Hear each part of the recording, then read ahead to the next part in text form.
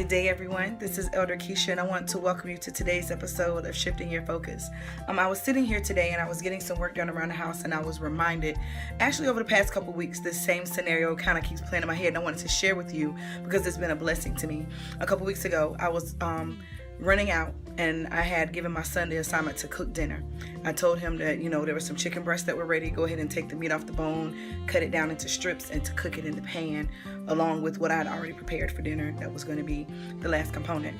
And he was really excited about it because, he's an aspiring chef, and so he was, excited about doing it. But right before I left, he looked and he said, "Mom, I'm not going to cut the chicken down. I'm just going to bake it because that's what I already know how to do."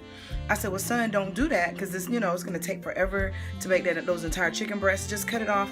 You can be eating in a few minutes if you go ahead and just do it the way I told you," because he already knows how to season the meat and cook it through properly. But he's uncomfortable with, deboning the meat. And he looked at me and he was like, "Well, Mom, what if I don't do it right?" And before I even knew what I was saying, I said, "Is that going to stop your brother from eating it? Is it going to stop you from eating it?" I said, "Go ahead and cook the chicken, baby. I'll be back." And I ran out of the door. As I was driving down the road, it really blessed me that my son was stepping into a new place, but he was a little nervous, but he was willing to give it a try. When I got back home a couple hours later, he was really excited to show me what he had done and the chicken that he had cooked. And then he was like, "Well, these pieces I'm really excited about, but these pieces I'm not so sure about." He was like, "But Mom, I'm really not sure, did I do it right? They don't look right." And then so I cut the chicken pieces open and I said, "This piece was cooked just a little too much. It was a little dry." And then I cut up another piece. I said, "This piece was cooked just right. It's really good."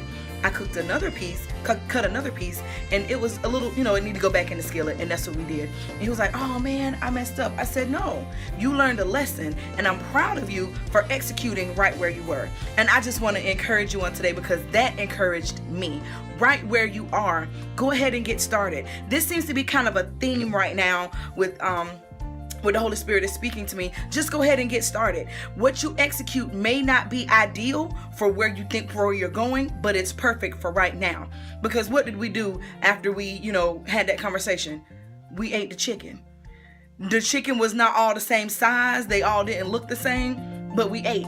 And we were filled and we were happy and it tasted great because his seasoning was on point. The only thing that was the problem is he needed to learn how to cut them evenly. But now he knows, because he didn't do it quite right the first time, what to do the next time. As people of God, and even in our everyday lives, we need to not be afraid to not get it right. Go ahead and execute with what you have. Go ahead and move forward with the things you have in your hand. Circumstances and situations may not be ideal, but use what you got. I promise you, the outcome is going to be just fine. Was I upset that the chicken wasn't even when I ate it?